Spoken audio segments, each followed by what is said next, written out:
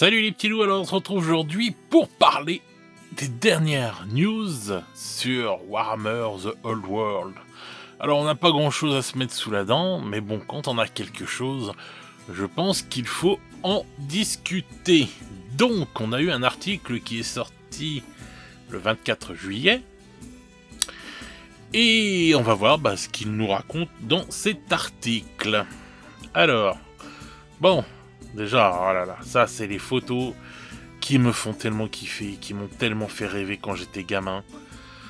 En fait, quand on voyait ça, on rêvait direct, quoi, et on a joué au jeu, et on a pris ce jeu-là. Mais à l'époque, on n'était pas aussi doué que ce que je suis maintenant, on va dire en modélisme ou quoi que ce soit. On n'a jamais eu une belle table comme ça, et je compte bien me rattraper maintenant que ça ressort, et faire le rêve de gosse que j'avais en voyant ces tables de jeu et de jouer sur des tables aussi belles. Ça c'est clair, je me le suis promis et je vais le faire. Et je pense que je vais le faire en craft et tout à l'ancienne. Ouais, je pense que je vais faire mi-craft et mi-impression 3D et tout pour certains trucs qui sont vraiment très bien en impression 3D, mais je vais crafter comme à l'époque, quoi. J'ai envie de refaire ça, et puisque maintenant mon niveau est autre chose. Bon, allez, j'arrête mes palabres et on va voir ce qu'ils nous disent. Donc, alors, l'équipe de l'Ancien Monde est de retour avec un autre journal de développement, cette fois avec un regard passionnant sur certains des changements apportés aux règles des versions précédentes de Warhammer. Lorsque nous nous sommes lancés dans la tâche ardue de concevoir Warhammer The Old World, nous voulions créer un jeu moderne dans le moule de Warhammer Fantasy Battle. Une réinvention d'un wargame de table classique qui plairait à la fois aux vétérans de l'Ancien Monde et aux nouveaux venus dans ce plus vénérable des royaumes fantastiques. Dans cet esprit, nous nous sommes mis à jouer à de nombreux jeux. Donc, quand ils disent qu'ils se sont mis à jouer à de nombreux jeux, bon, on va voir après, peut-être qu'ils le disent, mais est-ce qu'ils ont joué à d'autres jeux pour s'inspirer de ça? Ou pas? Enfin, pour s'inspirer, on va dire, de ce qui se fait maintenant. Ce serait cool, ce serait un signe d'ouverture, comment dire, sur le monde. Voyons voir. Alors, donc, pendant plusieurs mois, les concepteurs se sont régulièrement réunis pour jouer au jeu de chaque édition de Warhammer Fantasy Battle. Nous rappellerons des règles auxquelles, dans certains cas, nous n'avions pas joué depuis des décennies. Nous voulions identifier les parties d'un jeu classique que nous apprécions le plus et celles qui, selon nous, pourraient être améliorées. Voici quelques-uns des ajustements que nous avons apportés aux règles. Donc ils auraient pris les 8 éditions de Battle, ils auraient regardé ce qu'il y avait de bon, gardé ce qu'il y avait de bon, et on va dire faire évoluer ce qui était relou à l'époque. Bon, si vraiment ils l'ont bien fait et que c'est comme ça, on risque d'avoir de bonnes règles de jeu. Vraiment. Parce que Battle, il y avait des défauts, comme dans tous les jeux, de toute façon, puisque aucun jeu n'est parfait. Mais voilà, mais c'est vrai qu'en fin de compte, si tu te poses et que tu regardes ton héritage, et que tu prends tout ce qui a été bien dans cet héritage, et que tu le remets dans le nouveau, et tu regardes ce qui faisait polémique à l'époque, ou ce qui était chiant, ou quoi que ce soit, et que tu changes ça, et qu'en plus tu mets des petites nouveautés, une nouvelle idée, je sais pas, enfin bref, c'est vrai que ça peut faire un beau cocktail. Mais c'est bien qu'ils aient pas oublié les racines. C'est très très important, les racines. Donc, alors qu'est-ce qu'ils nous disent après? Dessiner les lignes de bataille. Warhammer The Old World est un jeu de combat de masse.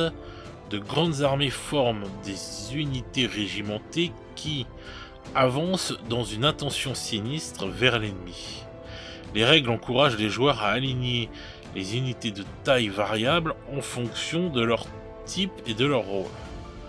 Peut-être plus important encore, les formations que les unités adoptent, leur largeur ou leur profondeur, sont tout aussi importantes que l'endroit où elles sont déployées et la vitesse dans laquelle elles avancent. Ah oui, ça c'est clair que selon tes régiments, comme on peut voir sur la photo, voilà la profondeur de ce régiment-là, par exemple,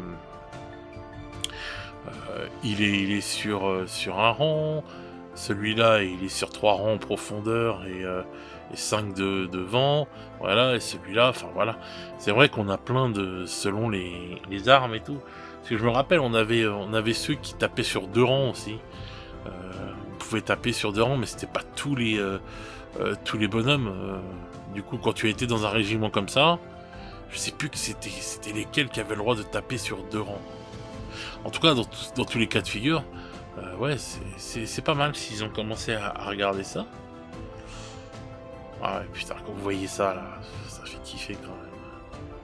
Ah ouais, ça fait rêver. Vous voyez ça, là, vous êtes là, c'est une bataille, là, tu te dis que putain, ils vont se foutre sur la gueule, quoi, c'est... Oh, ça me donne trop envie.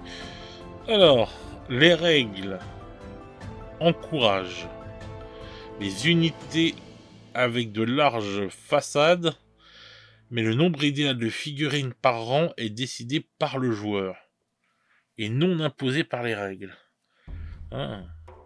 Pour ce faire, nous nous sommes assurés qu'autant de figurines que possible peuvent combattre au combat en donnant, même aux figurines qui sont dans le rang de combat et pas au contact avec l'ennemi, la possibilité d'utiliser leurs armes. Bah voilà, c'est ce que je disais.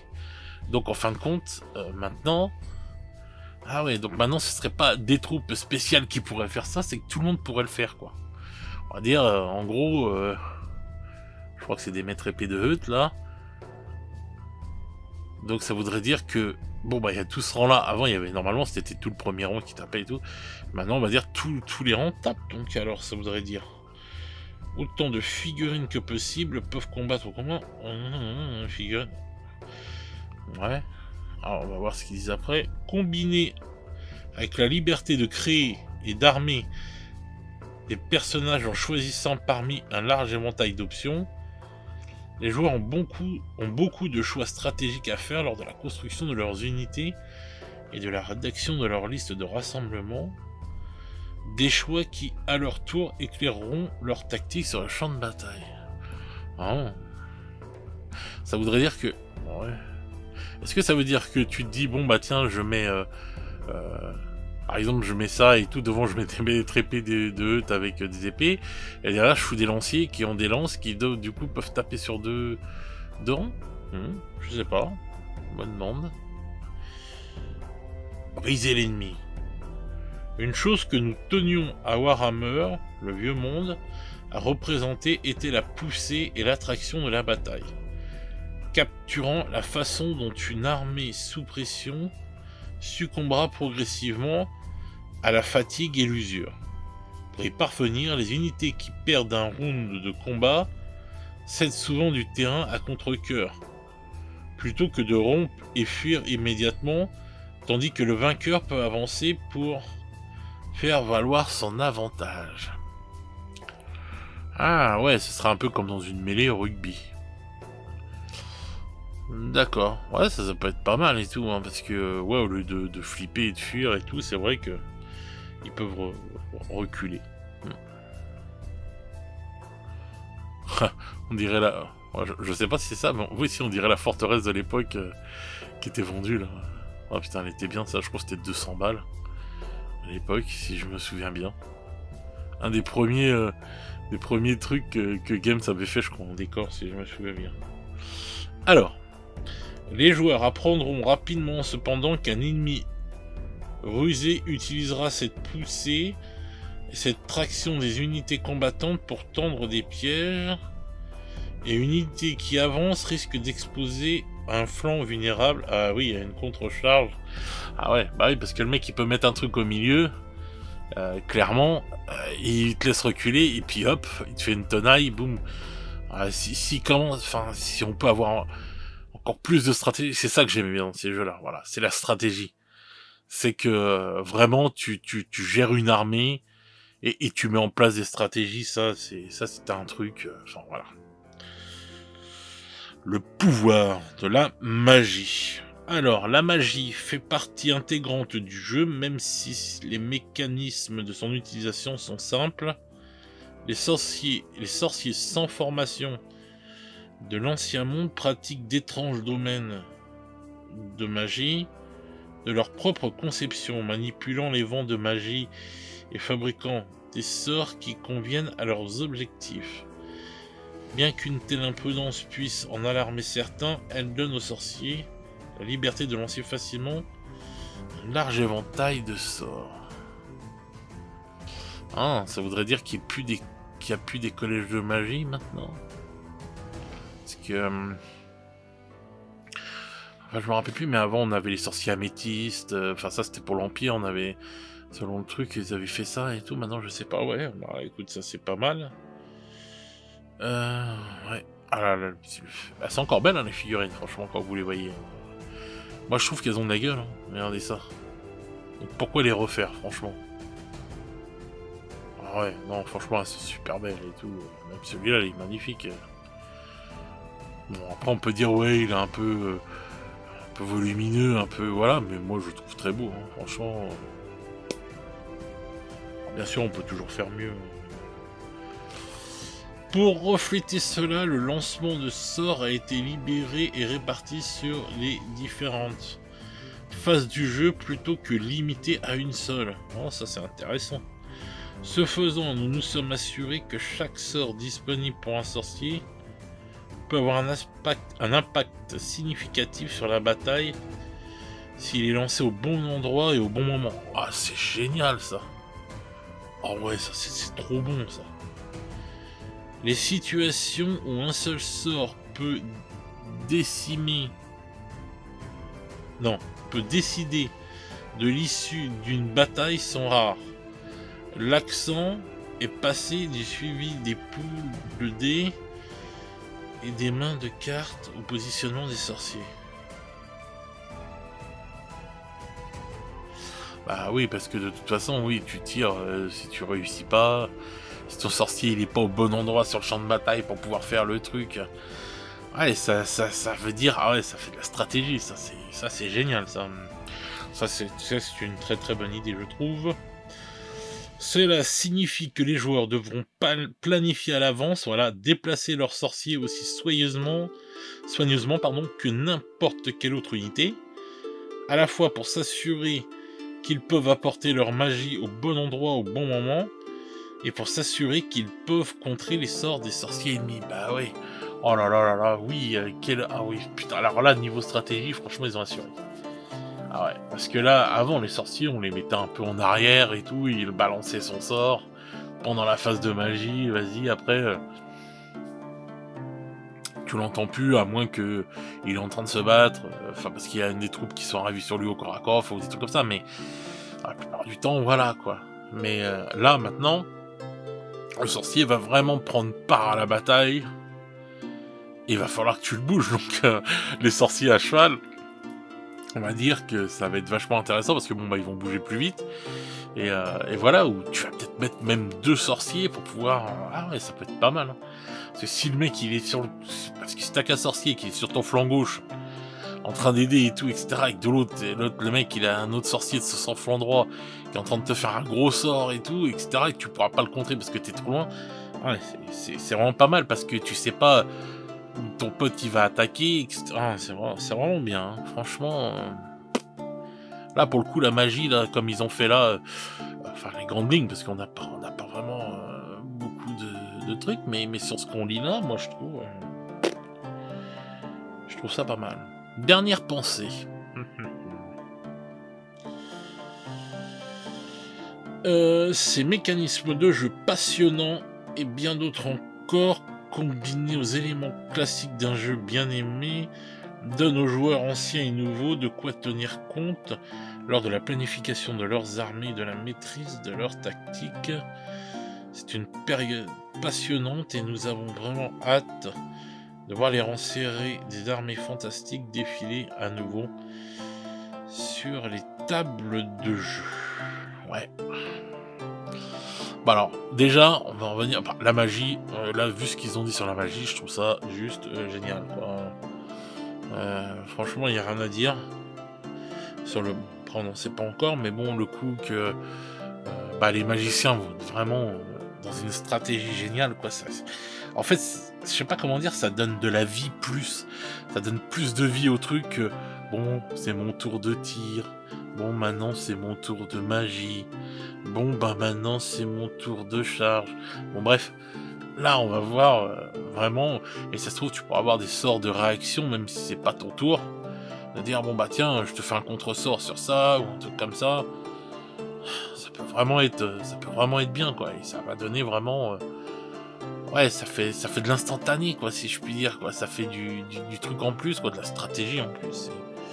C'est génial, quoi. C'est tout ce que j'ai envie de voir dans un jeu de stratégie, de toute façon. Donc pour ce qu'ils viennent de dire sur la magie, je trouve ça vraiment, vraiment pas mal, quoi. Alors maintenant, pour ce qu'ils ont dit là sur le fait de pousser l'ennemi plus que de le faire fuir et tout, ça aussi, je trouve ça pas mal du tout, hein. Vraiment et tout, parce que niveau stratégique, ouais, tu peux mettre un gros régiment, et les autres, parce que je me rappelle des charges justement des Bretoniens, j'espère qu'ils auront toujours le droit de charger en fer de lance, là, qui était génial justement, le fer de lance qui permettait de taper sur tous les rangs, quoi. C'était leur truc à eux, quoi, comme une flèche, quoi, comme un embout de flèche qui rentre et tout, comme ça, et voilà, et qui déchire tout, et c'est vrai que là, maintenant, si tous les régiments peuvent taper, comment dire, je sais pas si on pourra taper sur deux rangs ou si on peut taper de partout, enfin, ou alors, je sais pas, ils parlaient d'armes et tout, est-ce que il va falloir mettre des armes différentes pour ceux qui sont au deuxième rang?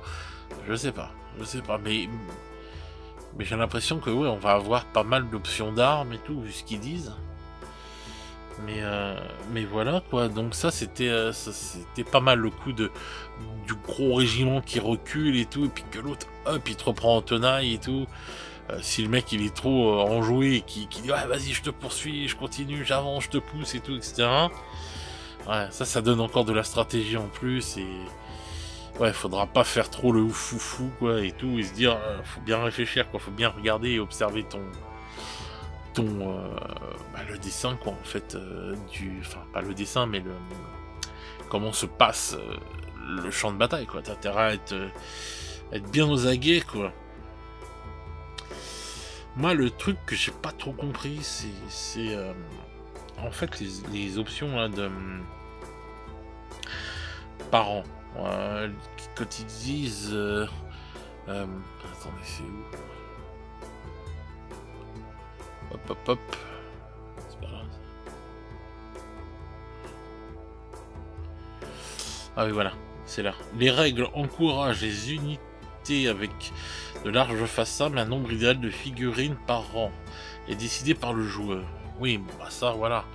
On va décider si, par exemple, je peux mettre mon régiment, je sais pas, de 20 figurines, peut-être sur 3 en façade, et sur je sais pas combien à l'arrière, là, et tout. Ou alors, je mets tout sur une ligne, ou sur juste 2 lignes, et donc 10 en façade, voilà, sur 2 lignes, ouais, ça c'est nous qui allons décider. Je me souviens plus trop, mais je crois que c'était un peu ce qu'on faisait déjà, enfin, à l'époque de la V2, si je dis pas de conneries. Mais parce que là, comme on voit bien les formations, ouais, je crois que c'est sur celle-là. Ouais, voilà, c'est celle-là. On voit bien là sur la photo là les formations différentes, quoi. Ils ont pas toutes les mêmes trucs et tout. Ouais. Mais ce que j'ai pas compris, c'est ça. Bon, pour faire, nous sommes assurés qu'autant de figurines que possible peuvent combattre au combat, et en donnant même aux figurines de combat, mais pas en contact avec l'ennemi, la possibilité d'utiliser un combiné avec la liberté de créer et d'armer des personnages en choisissant parmi un large éventail d'options. Alors, combiné à la liberté de créer et d'armer un personnage. Donc, ce sera un personnage, ce serait un personnage nommé enfin, ou ce qu'on avait là, quand on avait le chef de... Ouais, bon, bah, à voir. Ouais, en fin de compte, ouais, faudra voir comment on arme nos trucs. Mais bon, s'ils ont fait le truc, on va dire que, bah, par exemple, les nains, là, ils peuvent taper sur 2 rangs au lieu que ce soit que le premier rang qui tape. C'est pas mal, quoi, on va dire, hein, parce que c'est... bah, voilà, en plus, les nains, quand tu te les prends dans la gueule, vu la résistance qu'ils ont et tout, bon, bah, voilà, t'es tranquille. Mais, ah non, c'est pas mal. Franchement, putain, c'est trop belle cette photo. Bah écoutez, on n'a pas grand chose une fois encore à se mettre sous la dent, mais on a quand même quelque chose, donc on va pas se plaindre non plus. Ben, je trouve que déjà qu'il soit retourné en arrière, qu'il se soit basé sur le passé, moi je trouve ça bien. Ça veut dire qu'ils ont pas oublié les racines, et ça je trouve ça bien.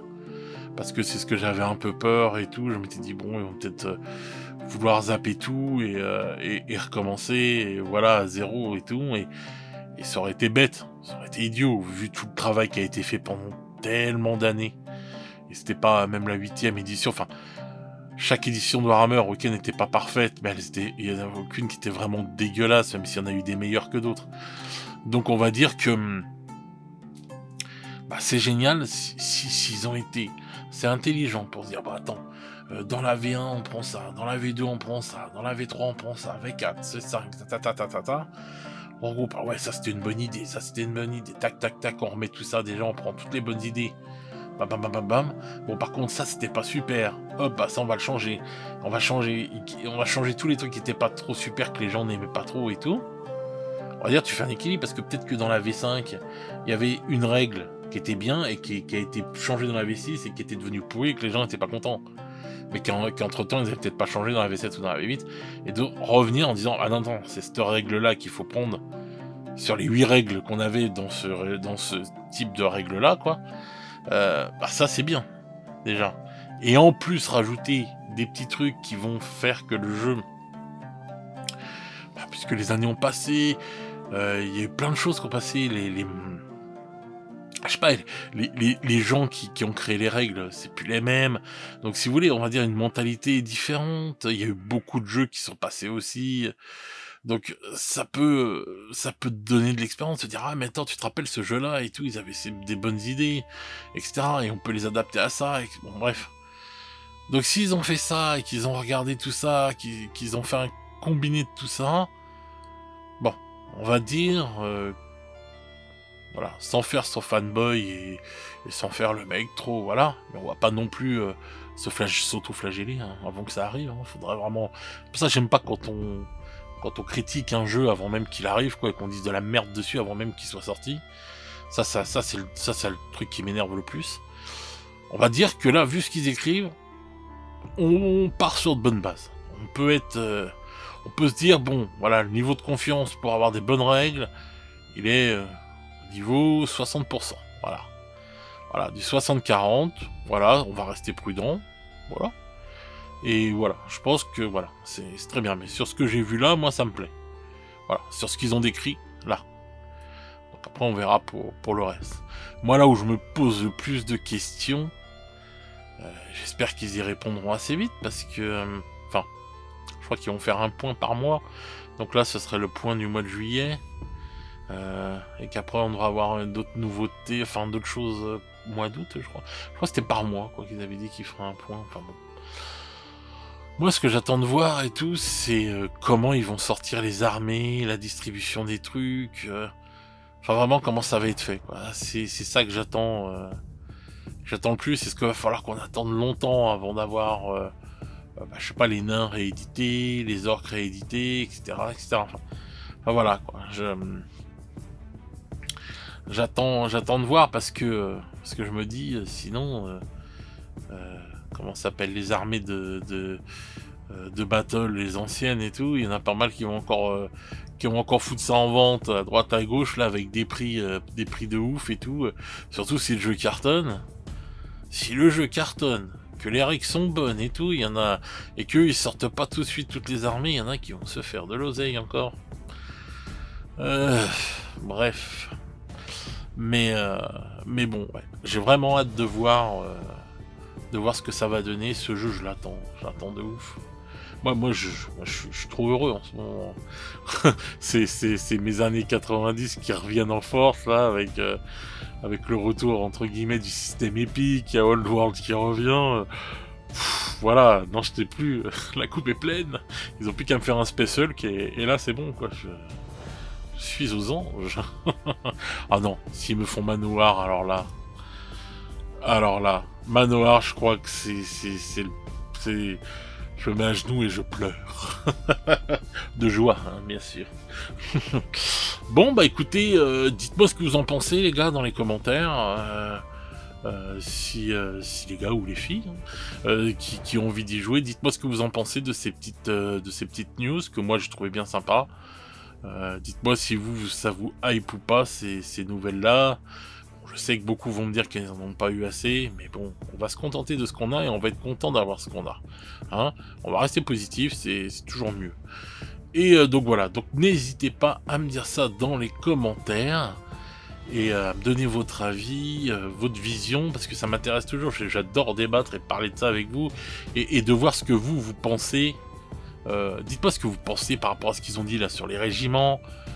Qu'est-ce que vous pensez pour la magie, si vous trouvez ça bien ou pas. Et dites-moi ouais, si vous trouvez que c'est bien ce qu'ils ont dit là. Le fait qu'en fait qu'ils aient pris toutes les règles anciennes, enfin voilà, qu'ils aient fait tout un mix. Donc voilà, dites-moi ça dans les commentaires, ça m'intéresse grandement. Donc sur ce les petits loups, et bah écoutez, je vais vous souhaiter une bonne continuation de semaine, prenez soin de vous, et on se retrouve très vite pour de nouvelles aventures. Ciao ciao les petits loups.